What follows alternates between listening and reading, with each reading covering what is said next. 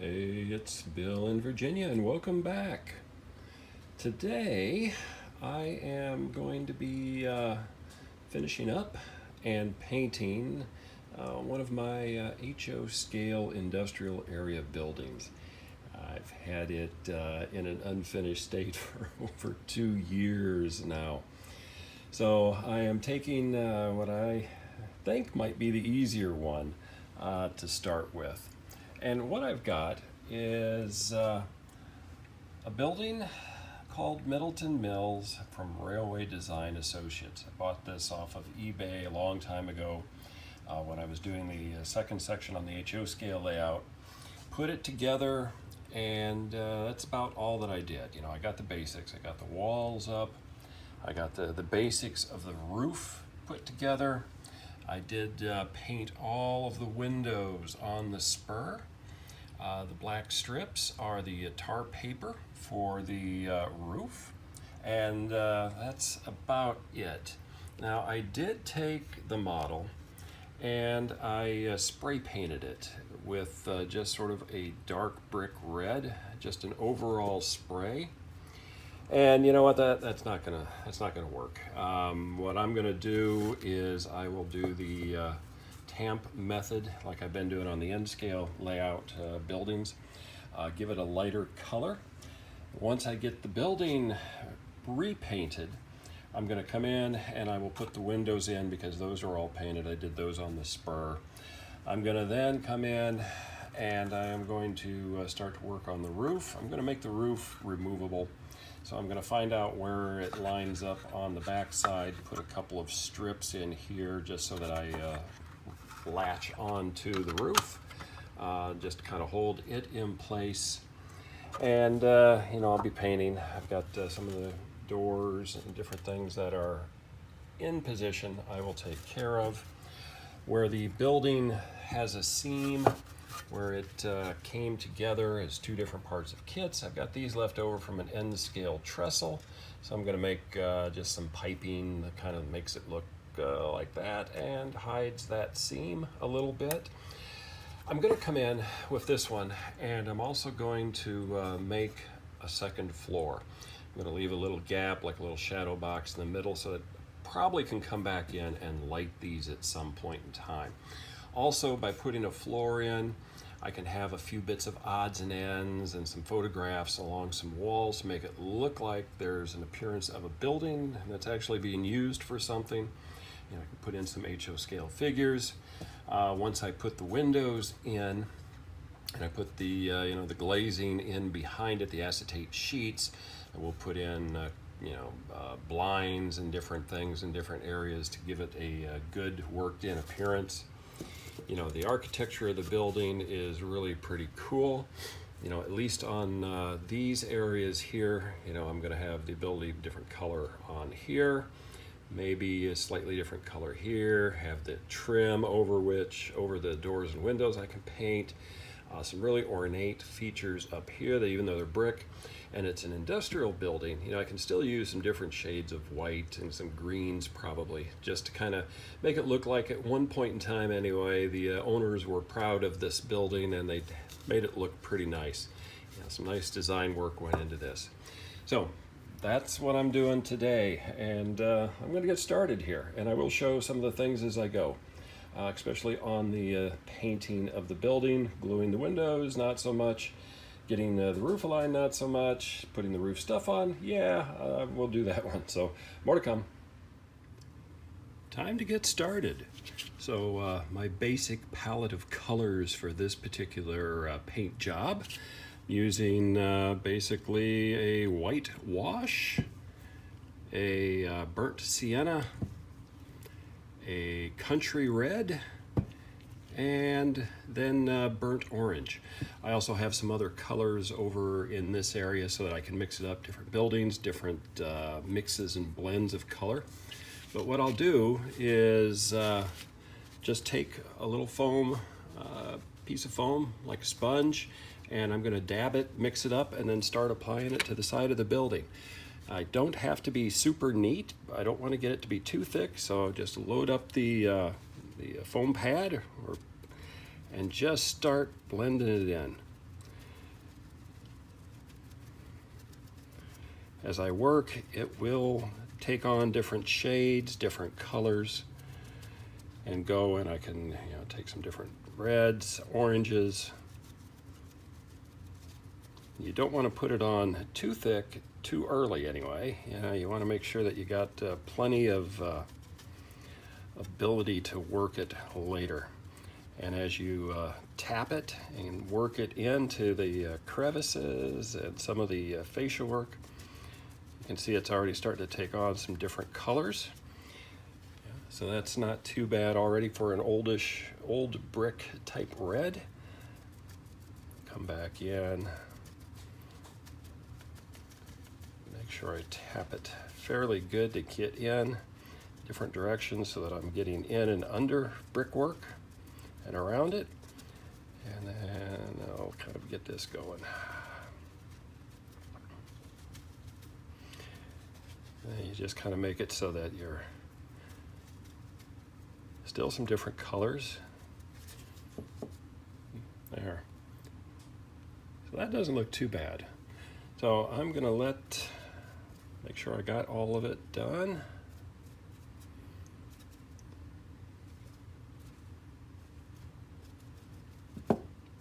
All right, that side's done. The doors I'm not worried about, because the doors I will come back in and I will hand paint those a little bit later.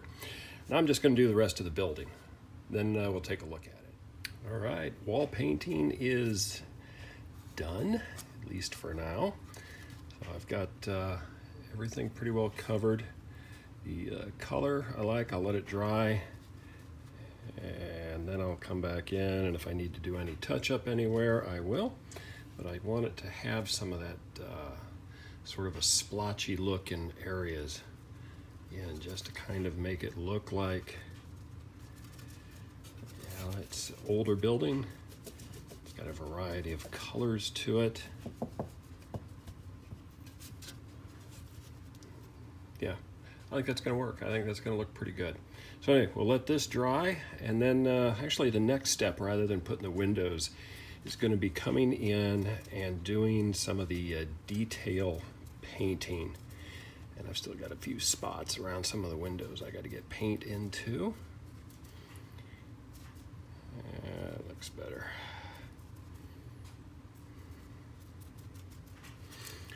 Because I'm going to do some different colors maybe on this. Maybe just actually use it to be a brighter red for like those bricks, because they're sitting proud of the building more. So maybe more of an architectural look, a little bit of a detail based on the color. Once I get that done, then I can put the windows in, and I'll do that all the way around the building. You see how pronounced they are here, a little bit less here. I've got some good ridges here. I'll just make those a little bit more prominent red. We'll tone it down a little bit with maybe some burnt orange, or even maybe just use burnt orange or sienna. I might try a couple of different ones just to see how it looks, but we'll let this dry and then go from there. So here is the color scheme I've landed on for this building. And I will use my little fine brush to give you some points here. So the capstone up here, and at the very base I'm using a plaid, which is essentially a tan. Looks pretty good on that. For the arches above the windows, I am using burnt sienna. I'm just using that straight color in there, and you can see it. It's a little bit of a difference. It's subtle, but it definitely stands those brick out from the rest.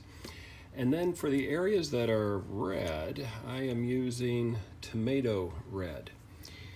So again, all of this is using that fine point brush.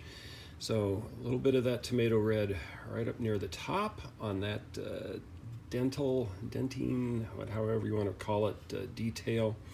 The brick underneath the windows are getting that, as well as this long line of brick around. So I will film a little bit showing what I'm doing. Not a whole lot, because it's boring. It's just being very careful with the painting. If you make a mistake, again, you can use your finger and kind of wipe it real quick. You can get a damp paper towel real quick and clean it off. Or you can just use your paintbrush and work it in.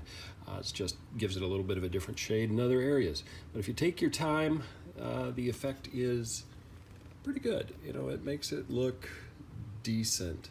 So I'll show a little video of me once I get over into this area, kind of starting just doing a little bit of it. And then we'll go on to the next thing. So I'm going to start off with the plaid, and then I'll go into some of the other colors. I'll just kind of pick up where I left off. So just taking a very, very small amount on the brush, just a very careful wipe on. It doesn't make any difference if there's still some of the brick color showing through. You know, that would be more of a hint of just different colors that are there. So that part of it's done. Come down to the bottom, and again, just a light brush on. You know, a little bit of paint when you're doing this kind of detail work goes a long way. You don't want to overload your brush. You overload your brush, you get smears, you get stuff going all over, and you don't want it to. So this just goes, bottom part just goes quick. I also find that bracing my hand helps. You can't see it, but I'm using my palm is down as much as possible on the mat. Just, I get shakes in my hands. They're just not steady as they used to be. So, it's easier to do it that way. So I got that part done on this side. I'm going to switch over. Nice thing about the pads, you just kind of brush a little bit, clean up the brush, dipping it in some water just to kind of go, giving it a little rotate, and just kind of give it a spin so it keeps the point. So I'm done with the plaid for right now. Now I'm going to go over to the burnt sienna. Excuse me, runny nose here. And I'm going to do the rest of the arches that are on here. So again, same thing, just a little bit on the brush. Just bring it up. You can see it just takes the color. You're not needing to do a huge amount with it. They're all bricks. You're just kind of giving them a different shade. So run that over. Again, light passes and not that much paint. Gives you decent success. So then the small brush comes in real handy on this part where you're kind of going on the top. You don't have to get it all the way to the wall. You just get the majority of it. Let the paint do the work. This isn't diluted paint. If it was diluted paint, it would actually run, probably create more headaches than what it's worth. Okay, so done for that part for right now. Again, clean the brush, roll it, got my point back, and then in between the coats, I'm putting the lid back on the paint. Now we'll go to the tomato red, and I can apply the rest for the detail work. Sometimes I will shake the bottles so that I can get a nice coating in the cap rather than squeezing out blebs on this. So for here, I'm just going to be doing the bottom pieces. So again, very, very small amount. And then very lightly come in and just run it along where those bricks are. Does not have to be perfect, but you'll get it close enough where it'll look good. Because most of our buildings are not going to be sitting right at the front of our layouts anyway, so you're not going to be able to see them that well. You're looking at an overall view. Your eyes are going to kind of help pull what you're looking at and make it what your eyes want it to be. So again, same thing here. Just a little bit of paint goes a long way. Light strokes.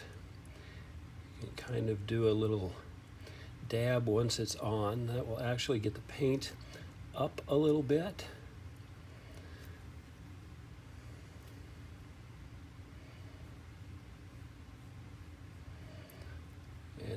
So we've got that part done. So on this side of the building, that's how it's going to look. I got my my windows are finished here. So like on this piece, I can put the windows in, and you can kind of see how that's going to look when it's all finished. Not too shabby. That should look pretty good over there.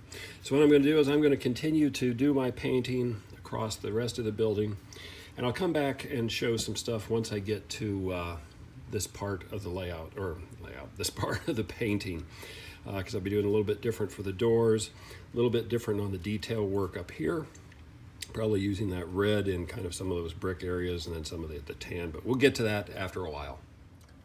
So rather than make this video too long, I'm going to wrap it up with this section here. I am starting on the other long side. I've got a little bit of work already done, just some of the tannish colors put in.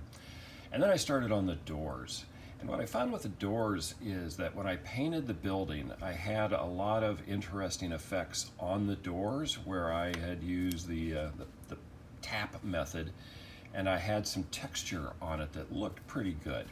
So I came back in with some raw umber and just lightly went over like the door frame, and then very lightly in and mixed it in just so that I could keep some of the character from that tap method in place. Some of the darker browns, just some odds and ends of reds, the look of some peeling paint, sun-bleached areas, other colors that maybe the doors had been in the past and the paint's gone. Gives it a lot of character, so I like how that looks. So anyway, I'm wrapping the video up with this piece. What I'm going to do is I'm going to continue on and do the painting like I have been on the other side. I will get over and do the sides as well. And then the video, next one, we'll pick up with starting on the roof, getting the windows in, and finishing up this building. So anyway, thanks for watching, and as always, keep having fun on your layout.